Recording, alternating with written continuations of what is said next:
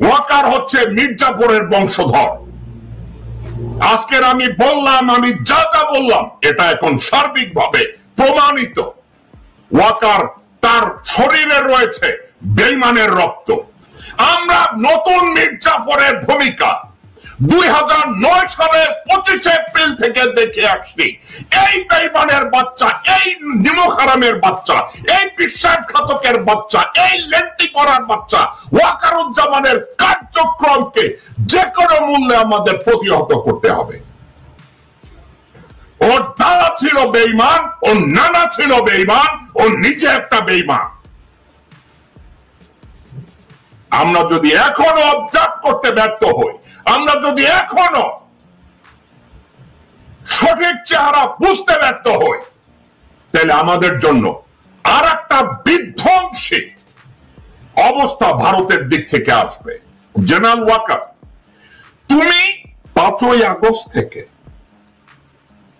নিজ উদ্যোগে হাসিনা শেখ, রেহানা শেখ, তারেক সিদ্দিকী এবং তাদের ভৃত্যদেরকে 14টি ব্রিফকেসে বোঝাই করে মার্কিন ডলার, হীরা জহরত, ডায়মন্ড, বাংলাদেশ ব্যাংকের লকার খালি করে তুই বিমান বাহিনীর একটা হেলিকপ্টারে করে তাকে বিদায় করেছে। শুয়োরের বাচ্চা। দেশে গুম খুন হয়ে যাওয়া মানুষদের সাথে চরম বেঈমানি করেছিল ওয়াকার। তুই তো জন্মাইছিস মির্জাপুর হইয়া। তোর বাবা দাদা ফজলুর রহমান আর সাদেক খান এরা ছিল ব্রিটিশদের তাবেদার, আর তুই ভারতের তাবেদার। তোকে তোর দাদাকে আর নানাকে টাইটেল দিয়েছে খান বাহাদুর, তোরে দেবে কি শীল, তোরে দেবে কি খোসাল, তোরে দেবে কি হারামজাদা চন্দ্রশীল। হারামখোরের বাচ্চা তোকে কি খেতাব দেবে? পদ্মশ্রী না গুয়েশ্রী? হারামজাদা বেঈমানের বাচ্চা। ওয়াকার, তুমি দেশের 626 জন দাগী আসামি যারা ছিল গুমকারী, খুনি, ধর্ষণকারী, তাদেরকে তুমি সেনানিবাসের অতিথিশালায় আপ্যায়ন করেছ। তুমি কি জাইঙ্গা পরে তুমি ওখানে ল্যাব ড্যান্স দিয়েছিলে ওয়াকার? ওদেরকে কি তুমি মনোরঞ্জন করেছিলে যেমনি তোমার দাদা ফজলুর রহমান এবং নানা সাদেক খান ইংরেজদের সামনে পুটকির কাপড় তুলে দিয়ে তাদেরকে মনোরঞ্জন করে খান বাহাদুর নিয়েছে? তুমিও কি তাই করেছ? তোমাকে কি খেতাব দিবে? তোমার তোমার দাদা নানা না হয় খান বাহাদুর পেয়েছিল, তোমার খেতাবটা কি হবে? তোমার খেতাব কি হবে কুতুবে রব্বানি চন্দ্রশীল, নাকি খোসাল, নাকি মোদির ঘরের হারামজাদা বেঈমান? কোনটা হবে? তোর খেতাব কি হবে? তোকে তো ভারতীয়রা খান বাহাদুর দিবে না, তোকে কি দিবে? গুশ্রী, গোবরশ্রী, গোবর্ধন। তোর খেতাবটা কি হবে? বেঈমানের বাচ্চা বেঈমান। Wakaruzzaman, he just a symbol of oppression. General ওয়াকারুজ্জামানের সামনে কখনো বিডিআর পিলখানার বিচার হবে না। জেনারেল ওয়াকারের উপস্থিতিতে গুম খুনের বিচার হবে না। জেনারেল ওয়াকারের উপস্থিতিতে বাংলাদেশের সার্বভৌমত্ব রক্ষা হবে না। জেনারেল ওয়াকারের উপস্থিতিতে বাংলাদেশের অস্তিত্ব টিকবে না। জেনারেল ওয়াকারের সামনে 20 কোটি মানুষের কল্যাণ হতে দেওয়া যাবে না। জেনারেল ওয়াকারকে সামনে রেখে যেসব মানুষ চিন্তা করে যে বাংলাদেশে স্বাধীনতা আসবে, সার্বভৌমত্ব টিকবে, তাদেরকে বলবো মায়ের গর্ভে ঢুকে যান। আমাদের ছাত্র জনতার সামনে ওয়াকার যেন মাপ চেয়ে নাকে খোঁজ দিয়ে ও যেন এখান থেকে বেরিয়ে যায়। দর্শক বৃন্দ, একটা কথা মনে রাখবেন, দেশ থাকলে আপনি থাকবেন, দেশ থাকলে আমি থাকবো, দেশ থাকলে বাংলাদেশের 20 কোটি মানুষ থাকবে। আর দেশ যদি না থাকে আমার পরিচয় নাই, আপনার পরিচয় নাই, আমাদের বাপ দাদার পরিচয় নাই, আমাদের বাপ দাদার কবর পর্যন্ত নিরাপদ না।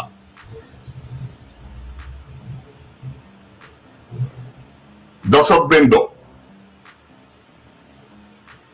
আমি বা অনলাইনে যারা ওয়াকারের বিরুদ্ধে কণ্ঠ তুলেছে, সে যেই হোক, যেই ওয়াকারের বিরুদ্ধে প্রতিবাদ করেছে, ওয়াকারের বিরুদ্ধে কথা বলেছে, তাদের সাথে আমি একমত। হোক সে আমার শত্রু, কিছু আসে যায় না। ওয়াকারের বিরুদ্ধে এবং বাংলাদেশের পক্ষে এবং ভারতীয় আগ্রাসনের বিপক্ষে যারা তাদের কণ্ঠ রেজ করেছে, আমি তাদের পক্ষে। দর্শকবৃন্দ, দেশের ছাত্র জনতা যারা আছে, আমাদের সবার দায়িত্ব, যেসব অকুতভয় ছাত্ররা আজকের ওয়াকারের সঠিক চেহারা আপনার আমার সামনে খুলে দিয়েছে, এবার রাস্তাঘাটে নামার আমাদের সময়। এই সময় এই ভারতীয় তল্পি বাহকরা অন্য কারো সামনে যেন আত্মসমর্পণ না করে।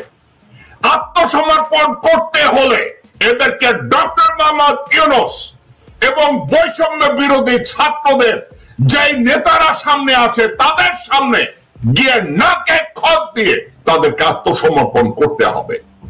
সেনানিবাস থেকে টেনে হিস্ট্রে নামাতে হবে।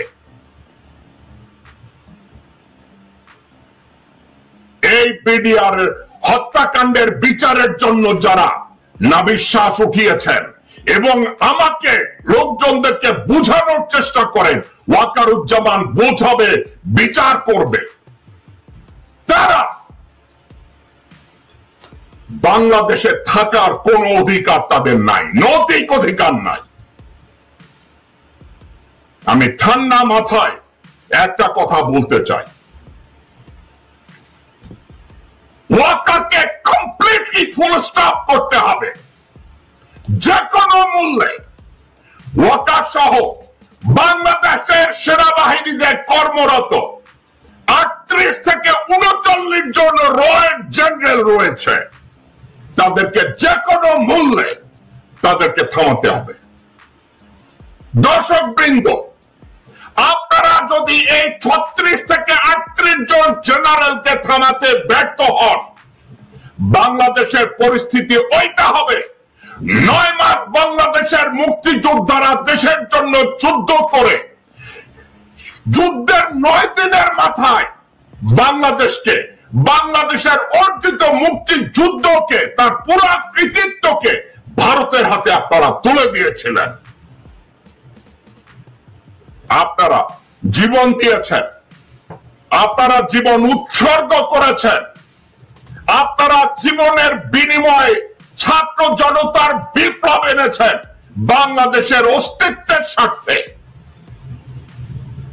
বাংলাদেশের অস্তিত্বের স্বার্থে মা বোনরা রাস্তায় নেমে এসেছে। বাংলাদেশের অস্তিত্বের স্বার্থে মা তার সন্তানদেরকে আত্মাহুতি দিয়েছে, স্ত্রী তার স্বামীকে আত্মাহুতি দিয়েছে, স্বামী তার স্ত্রীকে আত্মাহুতি দিয়েছে। দর্শকবৃন্দ, আমরা এখন ওই জায়গায় দাঁড়িয়ে আছি। স্বাধীনতার যুদ্ধ আমরা করেছি আগস্ট, জুলাই এবং আগস্টে।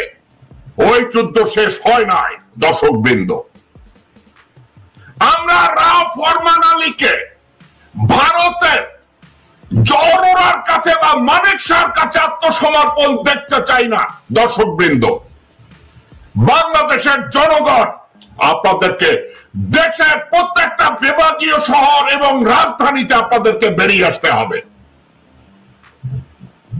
আপনারা যদি বেরিয়ে এসে ভারতীয় আগ্রাসনের পক্ষে বিএনপি যেই দল হোক না কেন, সবার সামনে থেকে আপনাদের আত্মসমর্পণের দলিল সিগনেচার করিয়ে নিতে হবে। দর্শকবৃন্দ, এটা রাগের আবেগের কথা না। চিন্তা করে দেখুন, ওয়াকারুজ্জামান এই কাজটা ত্বরান্বিত করছে। ডক্টর মোহাম্মদ ইউনূসকে যে কোনো মূল্যে চায়না যাওয়ার থেকে বিরত রাখতে হবে। দর্শকবৃন্দ, এটা তারই পায় তারা। ডক্টর মোহাম্মদ ইউনূস যাতে চায়না যেতে না পারে, চায়না যদি যায় তাইলে ভারতের খেল খতম। ডক্টর মোহাম্মদ ইউনূসকে সরকার প্রধান হিসাবে যাতে চায়না যেতে না পারে, ওয়াকারকে দিয়ে এই মরণ কামড় দেওয়ার সুযোগ তৈরি করেছে। এই ওয়াকারুজ্জামানের সহায়তায় সংবিধান বলে জিকির তুলেছে। টার্গেট একটা, ডক্টর মোহাম্মদ ইউনূসকে চায়নায় যেতে দেওয়া হবে না। টার্গেট একটা, ডক্টর মোহাম্মদ ইউনূসকে সফল হতে দেওয়া হবে না। টার্গেট একটা, বাংলাদেশকে সত্যিকার অর্থে স্বাধীনতা দেওয়া যাবে না। টার্গেট একটা, দেশের 20 কোটি মানুষকে দুমড়ে মুচড়ে মেরে ফেলে কাশ্মীর বানানো হবে। উদ্দেশ্য শুধু একটা, ডক্টর মোহাম্মদ ইউনূস বেঁচে থাকলে বাংলাদেশ একটা সার্বভৌম দেশ হিসাবে পৃথিবীর সামনে দাঁড়িয়ে যাবে। এটা করতে দেওয়া যাবে না। ভারতীয় কুত্তার বাচ্চারা, তাবাদারের বাচ্চারা ওয়াকারের নেতৃত্বে আজকের দেশটাকে এই পজিশন